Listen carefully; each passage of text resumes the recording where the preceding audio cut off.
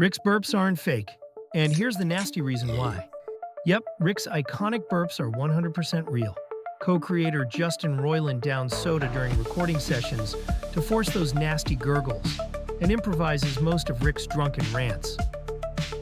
In a 2017 interview with Variety, Roiland admitted he's basically a human soda fountain to nail Rick's voice. I'll take a sip of soda and burp mid-sentence. It's gross, but it works. They're incredible. Help me with my research. I'm kind of under... Know someone who burps like a drunk genius? Tag them now.